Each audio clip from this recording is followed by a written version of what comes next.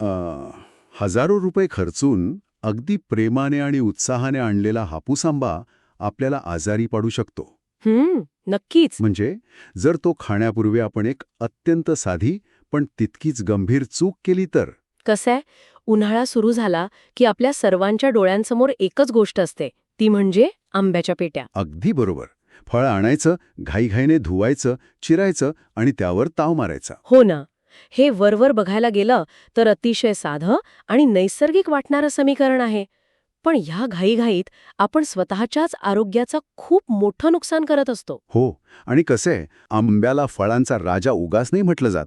त्याच्यात प्रचंड ताकद असते आणि म्हणूनच तो खाण्याची पद्धती तितक्याच गांभीर्याने घ्यायला हवी. बरोबर. निसर्गातल्या प्रत्येक शक्तिशाली गोष्टीला हाताळण्याचे काही नियम असतात. फळ खाणं ही काही खूप गुंतागुंतीची प्रक्रिया आहे असं आपल्याला सहसा वाटत नाही. पण आंब्याच्या बाबतीत त्याच्या आत दडलेल्या रासायनिक आणि आयुर्वेदिक गुणधर्मांकडे दुर्लक्ष करून अजिबात चालत नाही. म्हणूनच आज आपण या विषयावर एक सखोल चर्चा करणार आहोत. म्हणजे नुसता आंबा खाणं पुरेसं नाहीये, तर तो कसा खावा हे समजून घेणं जास्त महत्वाचं आहे. अगदी बरोबर. आज आपल्या या चर्चेचा मुख्य आधार एक अतिशय विश्वासार्ह आणि अभ्यासू स्रोत आहे. रत्नागिरी, जे आपण आंब्याचं माहेरघर मानतो. हो, कोकणाची शान. तिथेच प्रज्ञा क्लिनिक चालवणारे डॉक्टर बाबासाहेब रेणुशे यांच्या एका सविस्तर लेखावर आपली आजची चर्चा आधारित आहे. ते MD मेडिसिन आहेत आयुर्वेदामध्ये. अच्छा, म्हणजे त्यांचं आयुर्वेदाचं सखोल ज्ञान यामागे आहे. हो, आणि रोज सकाळी 10 ते दुपारी 1 या वेळेत त्यांच्या क्लिनिकमध्ये रुग्णांची खूप वर्दळ असते. अनेक रुग्ण पोटाचे, त्वचेचे विकार घेऊन येतात आणि बऱ्याचदा त्याचं मूळ चुकीच्या पद्धतीने फळे खाण्यात असतं असं ते म्हणतात. हे खूप महत्वाचं निरीक्षण आहे त्यांचं. तर 7057 39 40 36 हा त्यांचा फोन नंबर आहे. पण त्यांनी त्यांच्या व्यस्त दिनक्रमातून जो आयुर्वेदिक दृष्टिकोन मांडला आहे ना, तो आज आपण सविस्तर उलगडून पाहणार आहोत. नक्कीच. कारण आयुर्वेदाने नेहमीच फक्त काय खावे यावर भर दिलेला नाहीये. बरोबर. तर ते कसे खावे, कधी खावे आणि कोणासोबत खावे यावरही तितकेच लक्ष केंद्रित केले आहे. डॉक्टर रेणुशे यांनी नेमका हाच धागा पकडून आंब्यासारख्या लोकप्रिय फळाबद्दलचे नियम स्पष्ट केले आहेत. हे नियम जर पाळले नाहीत तर हेच अमृततुल्य फळ शरीरात विषारी घटक किंवा ज्याला आयुर्वेदात आम म्हणतात ते तयार करू शकतं. बापरे, म्हणजे मला नेहमी वाटायचं की आंबा नळाखाली स्वच्छ धुवायचा आणि कापून खायचा. पण या स्रोतात आंबा चक्क 20 ते 30 मिनिटं पाण्यात भिजवून ठेवायला सांगितलंय. हो. नुसता धुतलेला आंबा चालत नाही का? म्हणजे जसे एखाद्या नवीन रंगीत कपड्यातून जास्तीचा कच्चा रंग पाण्यात विरघळून बाहेर पडण्यासाठी आपण तो कपडा पाण्यात भिजवून ठेवतो, तसंच काहीसं या आंब्याचं आहे. का? पाण्यात भिजवल्याने त्यातून नक्की काय बाहेर पडतं? हे रूपक खूप अचूक वापरलं तुम्ही.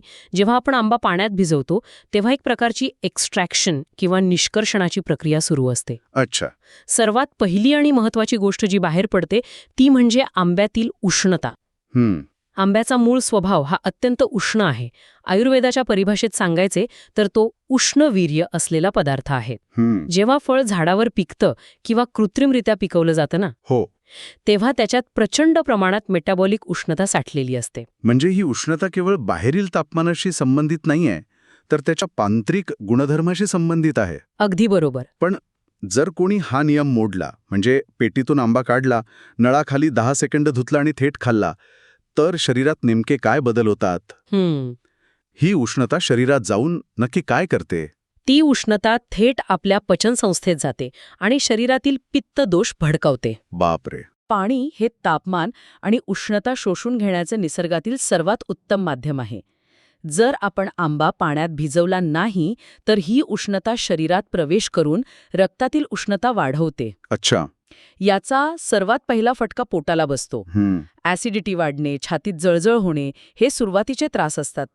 जे अनेकांना उन्हाळ्यात जाणवतात. हो ना. आणि विशेषतः चेहऱ्यावर मुरूम किंवा पिंपल्स येणे, शरीरावर उष्णतेचे फोड येणे हे त्या वाढलेल्या उष्णतेचे अगदी थेट आणि दृश्य परिणाम आहेत. म्हणजे ते पिंपल्स आंब्यामुळे नसून तो न भिजवल्यामुळे येतात तर? अगदी बरोबर. 20 ते 30 मिनिटे आंबा पाण्यात ठेवल्याने पाण्याचे रेणू आंब्याच्या सालातून ती बाधक उष्णता शोषून घेतात आणि फळाचा स्वभाव पोटासाठी अधिक शांत आणि सुरक्षित होतो. हे ऐकायला खूपच सोपं वाटतंय, पण त्याचे परिणाम किती खोल आहेत. स्रोतामध्ये आणखी एका अत्यंत तांत्रिक शब्दाचा उल्लेख आहे ज्याने माझं लक्ष वेधून घेतलं. कोणता शब्द? तो शब्द म्हणजे फायटिक ॲसिड. फायटिक ॲसिड. आता फायटिक ॲसिडचा मुद्दा आंब्याच्या आतल्या रासायनिक रचनेशी संबंधित आहे. पण मला हे समजून घ्यायचंय की निसर्गाने मुळात आंब्यामध्ये हे ॲसिड दिलंच का आहे? कसं आहे, फायटिक ॲसिड हा निसर्गाचा एक अत्यंत हुशार बचाव यंत्रणा किंवा डिफेन्स मेकॅनिझमचा भाग आहे. अच्छा. वनस्पती त्यांच्या बिया आणि फळांचं संरक्षण करण्यासाठी या ॲसिडचा वापर करतात, जेणेकरून कीटक किंवा प्राणी ते सहजासहजी खाऊन नष्ट करणार नाहीत. म्हणजे फळाचं स्वतःचं संरक्षण? हो, हे ॲसिड एक प्रकारे वनस्पतींची ऊर्जा साठवून ठेवण्याचं काम करतं, पण मानवी शरीरासाठी ते अँटी-न्यूट्रिएंट. अँटी-न्यूट्रिएंट? हो, म्हणजेच पोषक तत्वांना विरोध करणारं घटक म्हणून काम करतं. म्हणजे आपण जो एवढा महागडा आणि पोषक आंबा खातोय त्यातले जीवनसत्व आणि खनिजे शरीराला मिळण्यात हे ॲसिड अडथळा निर्माण करतं. अगदी तसंच. हे नेमकं कसं काम करतं? एखाद्या सिक्युरिटी गार्डसारखं जे चांगल्या गोष्टींना शरीरात प्रवेश करू देत नाही? च काम करतं. जेव्हा आपण आंबा खातो आणि तो आपल्या आतड्यात जातो तेव्हा हे फायटिक ॲसिड शरीरातील लोह, झिंक आणि कॅल्शियम सारख्या अत्यंत महत्वाच्या खनिजांना स्वतःशी घट्ट बांधून ठेवते. बापरे. ह्या प्रक्रियेला विज्ञानात किलेशन म्हणतात. त्यामुळे आपली पचनसंस्था ती खनिजे शोषून घेऊ शकत नाही आणि ती शरीराबाहेर तशीच टाकली जातात. अरे रे. म्हणजे शरीराला आंब्यातील चांगले पोषक घटक मिळण्यापासून अक्षरशः रोखले जाते. हो ना. आणि या व्यतिरिक्त हे ॲसिड आपल्या पचनसंस्थेतील एन्झाईम्सच्या कार्यातही अडथळा आणते. म्हणूनच अनेकांना आंबा खाल्ल्यावर पोट जड वाटतं किंवा गॅसचा त्रास होतो, कारण ते अन्न व्यवस्थित पचतच नसतं. अगदी बरोबर. पण जेव्हा आपण तो आंबा 20-30 मिनिटे पाण्यात भिजवतो तेव्हा या फायटिक ॲसिडचं काय होतं? पाण्यात भिजवल्यामुळे आंब्याच्या आतील रासायनिक रचनेत एक बदल ट्रिगर होतो. पाण्याची उपस्थिती फायटिक ॲसिडला विरघळवण्यास मदत करते किंवा त्याच्या रेणूंची रचना शिथिल करते. साध्या भाषेत सांगायचे तर पाण्याचा संपर्क आल्यावर फळाला वाटतं की आता उगवण्याची वेळ आलीये. क्या बात है. त्यामुळे ते स्वतःहून या अँटीन्यूट्रियन्सचा प्रभाव कमी करतं. यामुळे आपली पचनसंस्था आंब्यातील पोषक तत्वे, विशेषतः व्हिटॅमिन ए आणि व्हिटॅमिन सी खूप चांगल्या प्रकारे शोषून घेऊ शकते. गॅस किंवा पोट फुगण्यासारखे त्रास टळतात आणि पचन अगदी सुलभ होतं. हे खरोखरच थक्क करणार आहे. म्हणजे ती फक्त अर्धा तास वाट पाहण्याची कृती आपल्या पचन संस्थेला आणि आतड्यांना किती मोठा दिलासा देते. नक्कीच. पण हे सगळं झालं शरीराच्या आतील पचनाबद्दल आणि फळाच्या आंतरिक गुणधर्मांबद्दल. आजकालच्या जगात एक त्याहूनही मोठा धोका सालाच्या बाहेरच्या बाजूला लपलेला असतो. हो, केमिकल्सचा धोका. आंबा भिजवण्याचा फायदा फक्त आतील उष्णता कमी करण्यासाठीच नाही, तर बाह्य स्वच्छतेसाठी खूप महत्वाचा आहे. आजच्या व्यावसायिक शेतीच्या काळात हा मुद्दा कदाचित सर्वात जास्त गंभीर आहे. कारण पूर्वीसारखे नैसर्गिकरित्या पिकलेले आंबे आता दुर्मिळ झाले आहेत. पण इथे माझ्या मनात एक संशय येतोय. काय? आपण बाजारातून फळे आणतो, त्यांच्यावर धूळ, माती, रसायने आणि पेस्टिसाइड्स असतात. हे सगळे घटक सालावर घट्ट चिकटलेले असतात. केवळ फळ थोडा वेळ पाण्यात भिजवून ठेवल्याने खरोखरच ही सर्व केमिकल्स निघून जातात का? नुसत्या पाण्याने इतका मोठा परिणाम कसा होऊ शकतो? 100% रसायने फक्त पाण्याने निघून जातील असा दावा कोणताही विज्ञानवादी करणार नाही. बरोबर. पण त्यामागची यंत्रणा समजून घेणं गरजेचे आहे. जेव्हा आपण आंबा वाहत्या पाण्याखाली 5-10 सेकंद नुसता धुतो, तेव्हा फक्त वरची सुटसुटीत धूळ आणि माती जाते. पण आजकाल फळांवर जी रसायने फवारली जातात ती अनेकदा तेलकट किंवा मेणासारख्या स्वरूपात असतात. अच्छा, म्हणजे पावसात ती धुवून जाऊ नयेत म्हणून. बरोबर. म्हणजे ती रसायने फळाच्या सालावर एक प्रकारचं वॉटरप्रूफ लेयर तयार करतात. अगदी तसंच. आणि म्हणूनच नुसतं पाणी ओतून चालत नाही.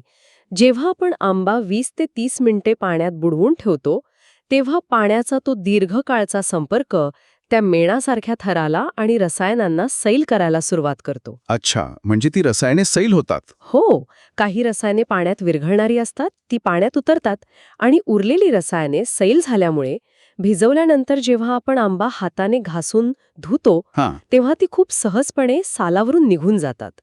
यामुळे फळावरील विषारी घटकांचा भार लक्षणीयरित्या कमी होतो आणि आंबा खाण्यासाठी अत्यंत सुरक्षित बनतो. हे समजल्यावर आता भिजवण्याचं महत्त्व आणखीनच अधोरेखित होतंय. बाह्य धोक्यांबद्दल बोलताना स्रोताने आणखी एका गोष्टीकडे प्रकर्षाने लक्ष वेधलं आहे.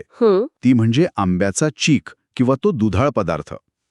आपण अनेकदा पाहतो की लोक आंबा असाच हाताने दाबतात, त्याचा देठ काढतात आणि थेट चोखून खायला सुरुवात करतात. हो, खूप लोक असं करतात. त्यावेळी तो चीक नकळत घशात जातो.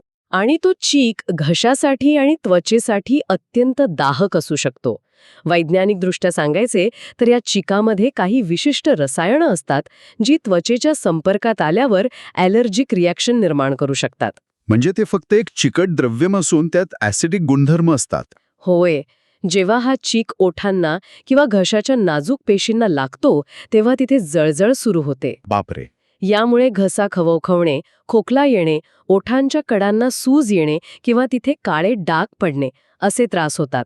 म्हणूनच जेव्हा आपण आंबा पाण्यात भिजवून ठेवतो तेव्हा देठाकडचा तो चीक पाण्यात पाझरतो. पाणी त्या चिकाला विरघळवतं आणि फळाचा पृष्ठभाग पूर्णपणे स्वच्छ होतो. आत्तापर्यंत आपण पाहिलं की आंबा शरीरात जाण्यापूर्वी त्याला निर्धोक कसं करायचं. बरोबर. त्याची उष्णता काढली, फायटिक ॲसिड कमी केलं, रसायने धुतली आणि चीकही काढला. पण आता आंबा सुरक्षित झालाय, तरीही तो कधी आणि कसा खावा याचेही काही अतिशय कडक नियम डॉक्टर रेणुशे यांनी या स्रोतात दिले आहेत. हो, ते खूप महत्वाचे आहेत. कारण आंबा निर्धोक झाला तरी तो चुकीच्या वेळी खाल्ला तर शरीराच्या सिस्टीममध्ये मोठी गडबड होऊ शकते. नक्कीच. जेवणाची वेळ आणि फळे खाण्याची वेळ यात गल्लत करणे ही आधुनिक काळातील सर्वात मोठी चूक आहे. आयुर्वेदात यावर खूप सविस्तर विवेचन आहे. इथे मी अनेक घरांमध्ये दिसणाऱ्या एका रोजच्या सवयीचं उदाहरण देतो. उन्हाळ्यात बहुतांश ठिकाणी एक प्रथाच असते. दुपारचं मस्तपैकी जड जेवण करायचं, पोळी भाजी वरण भात आणि जेवण झाल्यावर गोड म्हणून आमरस किंवा आंब्याच्या फोडी लगेच खायच्या. जणू काही जेवण पूर्ण झाल्याचं ते एक सर्टिफिकेट असतं. हो, डेझर्ट म्हणून. पण आपल्या या स्रोतानुसार हे पूर्णपणे चुकीचं आहे आणि हे टाळायला हवं. असं का? यामागचं शारीरिक विज्ञान किंवा फिजिओलॉजी समजून घेणं खूप रंजक आहे. आपण जेव्हा जड जेवण जेवतो, ज्यामध्ये कर्बोदके, प्रथिने आणि स्निग्ध पदार्थ असतात, तेव्हा आपल्या जठराला ते अन्न पचवण्यासाठी किमान 3 ते 4 तास लागतात. जठर हे एका मिक्सरसारखं काम करतं, जिथे ॲसिड्स आणि एन्झाईम्स अन्नावर प्रक्रिया करत असतात. आणि फळांच्या बाबतीत हे पचन कसं असतं? फळे, विशेषतः आंब्यासारखी फळे ज्यात साध्या साखरेचे प्रमाण खूप असते, ती पचायला अतिशय सोपी असतात.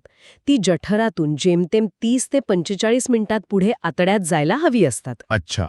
आता विचार करा, तुम्ही आधी जड जेवण केलंय जे पचायला 4 तास घेणार आहे आणि त्यावर तुम्ही आंबा खाल्ला जो 30 मिनिटात पचायला तयार आहे. म्हणजे महामार्गावर पुढे एखादा मोठा ट्रक संथ गतीने चाललाय आणि त्याच्यामध्ये एक वेगवान स्पोर्ट्स कार अडकलीये.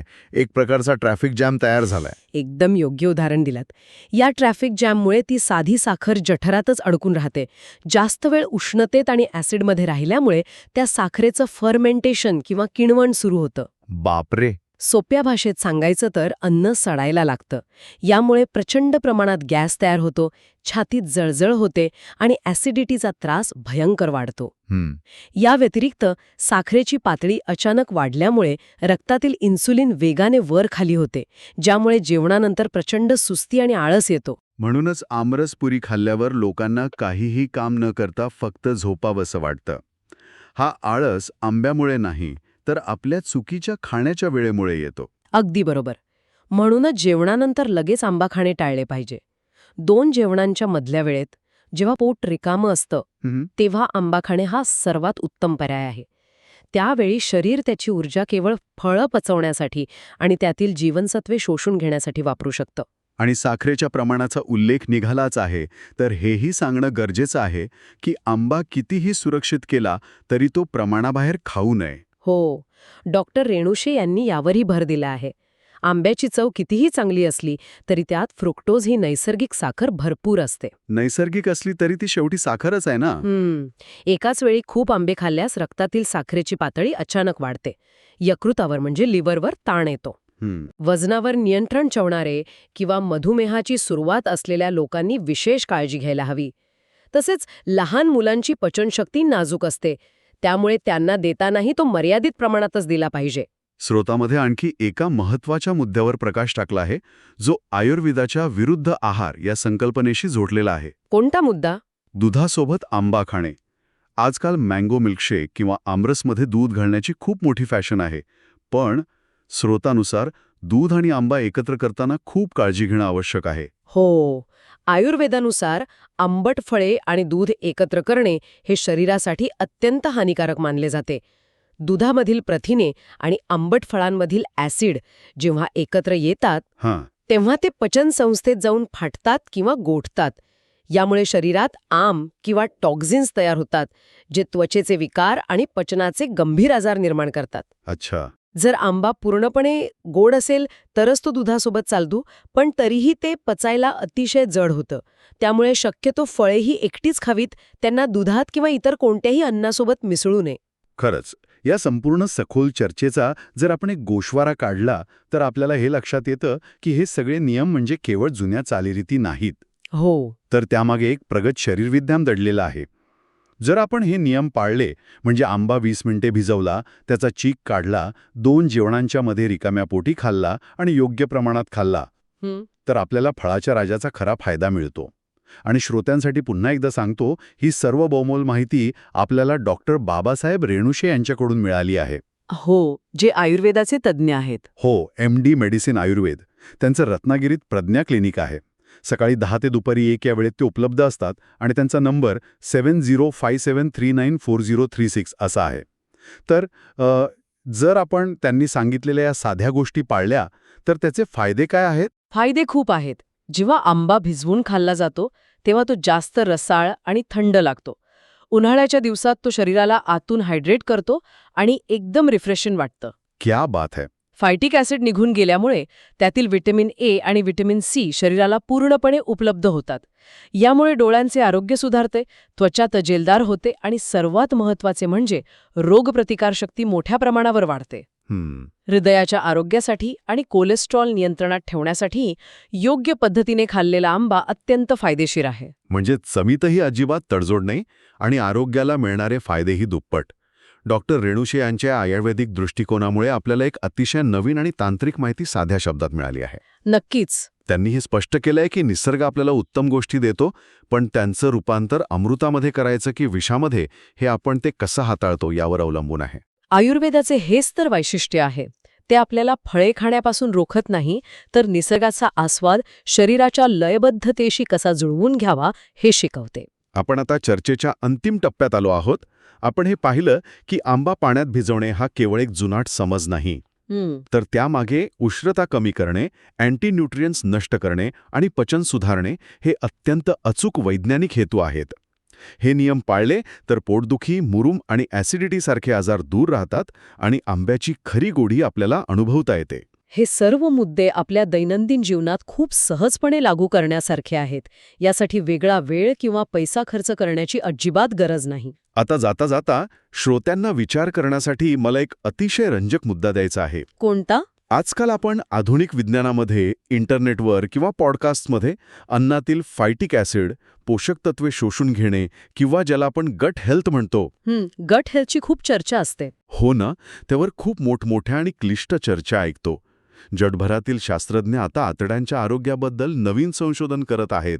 पण आपल्या पारंपरिक आयुर्वेदिक पद्धतीत आंबा केवळ अर्धा तास पाण्यात भिजवण्यासारख्या अत्यंत साध्या, विनाखर्चिक आणि घरगुती कृतीतून हे प्रगत विज्ञान शेकडो वर्षापूर्वीच कसे अचूकपणे मांडले गेले आहे याचा जरा विचार करा. हा खरोखरच अचंबित करणारा आणि विचार करायला लावणारा समन्वय आहे.